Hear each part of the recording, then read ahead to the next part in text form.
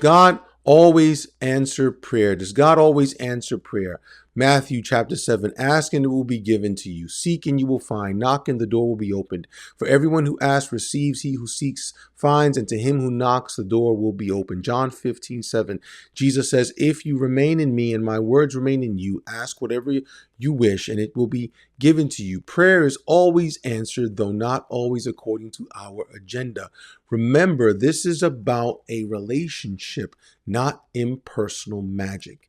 And so often there are a lot of people who claim to be Christians and they reduce prayer to actually thinking you can command God to give you what you want and to command God and to manipulate God and to do all kinds of other things, which is really just a strange Christianized version of witchcraft.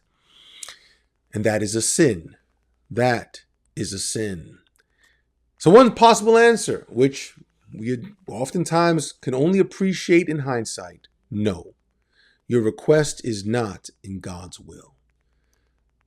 Matthew 26, verse 39, going a little further, he fell with his face to the ground and prayed, my Father, if it is possible, may this cup be taken from me, yet not as I will, but as you will. Some people actually have said, I've heard people say that when you pray something like that, you're not praying in faith.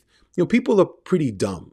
And just to be completely transparent, that's one of the stupidest things you can say, especially if Jesus himself shows you. And this is recorded for us. The reality of it is prayer is about relationship. The quality of my faith is demonstrated by my focus and my attention on the Lord. Like, people are stupid. Like, you really think I lost both of my mothers in 2024. Do you really think as they were passing or dying or something, that someone could have worked some kind of magic and they could still be here? You're blaming, you want to sit around and actually let people blame you? No, God says no sometimes. And because he's God and because he's sovereign. And as men, if we want to be warriors for Christ, then we surrender and submit to that. And we accept this reality that even when I cannot trace the hand of God, I can trust his heart. Because when I think about my God, I think about the cross and the price he paid to liberate me from my sins and to give me life and life abundantly. But with that life comes now seeing it from his point of view, seeing the no and trusting him with the no. But also the reality of it is God may simply be saying, go slow. This is why persistence in prayer is so important. Your request is not God's will at this time.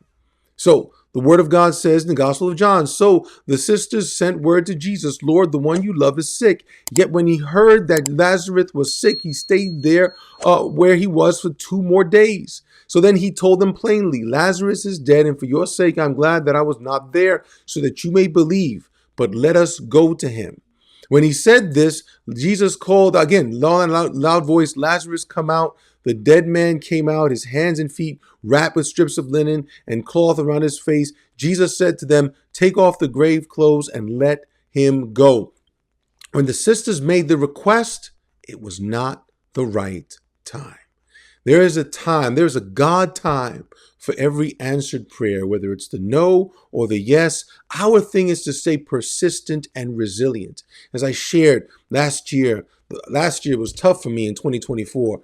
One of my key mentors, Martin Sanders, passed away in January. My mother passed away in April. My mother-in-law passed away in December. And on the same day, Dr. Robin Hogan, a colleague as associate dean at the seminary, as well as the woman you may have known over the years who ran the Cornerstone bookstore in CCC Brooklyn. She passed on the same day as my mother-in-law. But there's a God time for everything. There's a God time for everything. And in the midst of all those things, what was the point of staying persistent? What was the point of staying resilient? To be prepared even for the no. To be prepared even for the yes. whether it was successfully selling my house and moving to Orlando, whether it was pressing in to discern from God what seminary to go to, whatever it was, and also what to do after I graduated from seminary from 2022 to 2025. All those things are a matter of persistence in the presence of God, because it's about relationship with the living God who is worthy of being trusted. Go slow. The other answer is grow.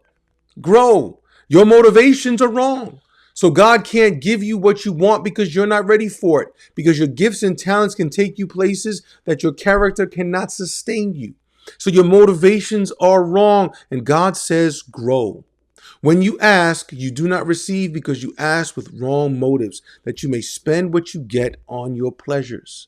The Word of God says, dear friends, if our hearts do not condemn us, we have confidence before God and receive from Him anything we ask, because we obey His commands and do what pleases Him.